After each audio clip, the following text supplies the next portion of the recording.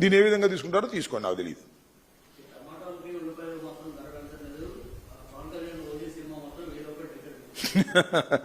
అది ప్రజల్లో ఉన్న మాట. పవన్ కళ్యాణ్ గారు నటించిన సినిమా కొద్దిగా కాస్ట్లీగా ఉంటుంది. 1000 రూపాయలు రేటు, అది కూడా మొట్టమొదటి రోజే 1000 రూపాయలంట. ఇదంతా మొట్టమొదటి కొనేది నువ్వు నేను కొనం కదా, అభిమానులు కొంటారు, అభిమానులు బరాయిస్తున్నారు. ఏం చెప్తాం, మా జాంకాయ అన్నట్టుగా ఉంది వ్యవహారం. వాళ్ళ ప్రభుత్వం, ఉప ముఖ్యమంత్రి గారు నటించే సినిమా 1000 పెంచారు, ఇక 2000 పెంచినందుకు సంతోషపడాలి మనం. ఇది అధికార దుర్వినియోగం కాదా అని నేను సున్నితంగా అడుగుతున్నా. అయ్యా చంద్రబాబు నాయుడు గారు, మీ ఉప ముఖ్యమంత్రి గారు నటించినటువంటి సినిమాకి 1000 రూపాయలు పెట్టుకుని మీరు షోను రిలీజ్ చేస్తున్నారే, ఇది అధికార దుర్వినియోగం అవుతుందా కాదా నాకు చెప్పండి. నాకేం అభ్యంతరం లేదు. ఏదో పవన్ కళ్యాణ్ గారు డబ్బులు సంపాదించుకుంటున్నాడేనో, దాని ప్రొడ్యూసర్ దానయ్య గారు ఏదో సంపాదించుకుంటున్నాడో కాదు నాకు ఉద్దేశం. ఉప ముఖ్యమంత్రి గారు నటిస్తే అంత కాస్ట్లీగా ఎందుకు కొడదండి టికెట్? మీ ప్రభుత్వం మీరు పెంచేసుకుంటారా? కొద్ది గొప్ప పెంచుకొని తప్పు లేదు. 1000 రూపాయల ఏందండి ఇది, నాకు అర్థం కాలేదు. అదేమంటే మా కడుపు మంట అంటారు.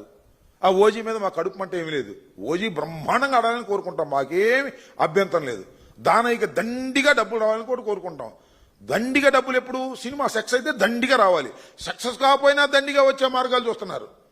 మొట్టమొదటి రోజు 1000 రూపాయలు పెట్టి కొట్టేయాలని చూస్తున్నారు. తప్పండి, ఇది అన్యాయం. మీ దగ్గర పవర్ ఉంది కదా అని చెప్పేసి ఈ రకంగా భారాన్ని మోపడం సరైనటువంటి విషయం కాదు.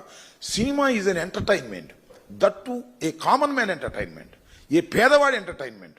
ఆ పేదవాడి ఎంటర్టైన్మెంట్లో, కామన్ మ్యాన్ ఎంటర్టైన్మెంట్లో కూడా మీరు 1000 రూపాయలు పెంచేసి మీ అభిమానుల దగ్గర తీసుకోవటం ధర్మమేనా? ముఖ్యమంత్రి గారు, ఉప ముఖ్యమంత్రి గారు ఆలోచించుకోండి. ఈ రకంగా జీవోలు ఇష్యూ చేసుకుని మీరు చేయటం అనేది దుర్మార్గం కాదా? ఇది అవినీతి కాదా? ఇది అధికార దుర్వినియోగం కాదా? చెప్పండి. ఈ తప్పు మీరు చేస్తానంటే మేము చేసేదే ఉంది. మీ దగ్గర బ్రూట్ మెజారిటీ ఉంది, 164 సీట్లు ఉన్నాయి మీ దగ్గర. అదేంటి 1000 రూపాయలు పెంచినందుకు సంతోషపడాలి, 2000 పెంచలేదని అట్లా అనుభవించాల్సిన పరిస్థితి ఏర్పడతా ఉంది. చాలా దురదృష్టకరమైనటువంటి పరిణామం. ఏది ఏమైనా ఓజీ బ్రహ్మాండంగా ఆడాలని, అద్భుతంగా ఆడాలని, దానయ్యకి 150 రూపాయల టికెట్ అయినా దండిగా డబ్బులు రావాలని కోరుకుంటాం తప్ప ఈ రకంగా రావడం అనేది అన్యాయం. దిస్ ఈజ్ కాల్డ్ దోపిడీ. ఈ దోపిడీ మంచిది కాదు.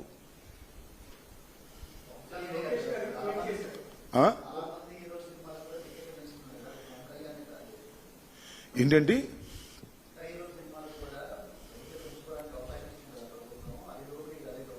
అంటే దీనికి ఇచ్చాం కాబట్టి మిగతా సినిమాలకు కూడా ఇస్తున్నారనమాట. ఏదో సినిమా వచ్చింది బాగుంది, నాకు పేరు చెబితే బాగోదేమో. అదేంటది మొన్న చూశాను, దాని పేరు ఏదో ఉంది. ఏంటి కాదయ్యా, మిరాయ్, దానికి రేట్లు పెంచలేదే. మీకు విషయం తెలుసా, నేను 10 సినిమా చూస్తాంట. మిరాయికి 150కి ఇచ్చారు. మిరాయి చాలా అద్భుతంగా ఉంది, మరి దానికి పెంచలేదే. చాలా గ్రాఫిక్స్ కూడా అద్భుతంగా ఉన్నాయి. సరే, దానికి ప్రచారం లాగా ఉంటుంది. నేను చెప్తే నేను చూసి వచ్చా, అద్భుతంగా ఉంది, దానికి పెంచలేదు అబ్బాయి. అంటే ఉప ముఖ్యమంత్రిగా నటిస్తే బాగా పెంచుతారా? నాకు అర్థం కాల. సో పెంచడానికి కూడా ఒక హై బడ్జెట్ మూవీస్కి పెంచుకుంటే తప్పు లేదు, నేను కాదంటలా. కానీ ఉప ముఖ్యమంత్రి గారికి స్పెషల్ ఏంటి అంటున్నా. ఒకటే గుర్తుపెట్టుకోండి, విస్తృతంగా ప్రజలు చూడటం వల్ల డబ్బులు రావాలి తప్ప తక్కువ మంది చూసినా ఎక్కువ డబ్బులు రావాలనుకోవటం తప్పు. సినిమా హిట్ అయితే ఎక్కువ డబ్బులు వస్తాయి, సినిమా ఫ్లాప్ అయినా కూడా పీక్ తినేద్దాం అనుకుంటే తప్పు. ఇది అధికార దుర్వినియోగం. నీతి నిజాయితీగా ఉండేటటువంటి పవన్ కళ్యాణ్ గారు ఇలా చేయటం మంచిది కాదు. ఎందుకంటే ఆయన చెబుతున్నాడు కదా నీతి నిజాయితీ అని, అందుకని చెప్తాను నేను. ఆయన నీతిగా ఉన్నాడో నిజాయితీగా ఉన్నాడో ఈ 1000 రూపాయల టికెట్ దగ్గర అర్థమైపోయింది మనకి, ఇంకెక్కడ అవసరంలా. అదేమంటే మా జనసేన వాళ్ళు మా మీద పడతారు, ఇలా బోండా ఉమా మీద పడాను. మా మీద పడే ఉపయోగం చెప్పండి.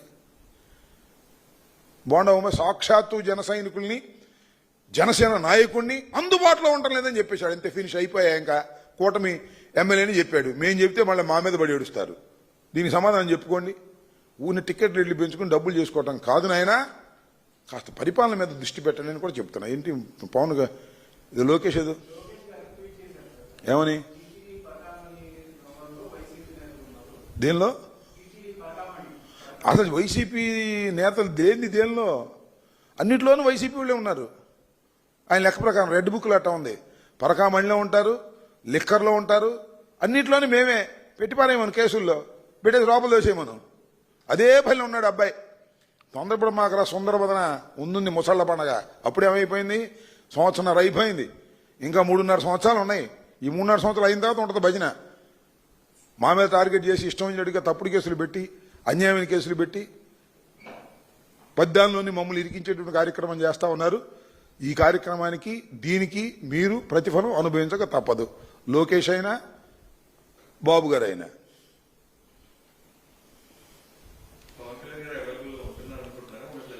ఏంటి హైదరాబాద్ వాళ్ళకి అవైలబుల్గా ఉంటున్నాడు అనమాట, మనకు తెలియదు. మధ్యన నిర్మాతలకే ఆ మధ్య మొన్నటిదాకా నిర్మాతలకు అవైలబుల్గా లేడు నాకు తెలిసి. నిర్మాతలకు అవైలబుల్గా లేక పాపం వాళ్ళు అబోదిబోమన్నారు. ఇప్పుడు నిర్మాతలకి అవైలబుల్గా ఉన్నాడు. ఆ ఓజీ ఒకటిను ఉస్తాద్ భగత్ సింగ్ ఏదో పూజ చేస్తున్నా అంట. ఆ పూజ చేసిన తర్వాత అవైలబుల్గా ఉంటాడు. అప్పుడు దాకా బిజీగా ఉన్నట్టున్నాడు. పాపం వాళ్ళ బాధ్యత కూడా తీర్చాలి కదా, అందుకని.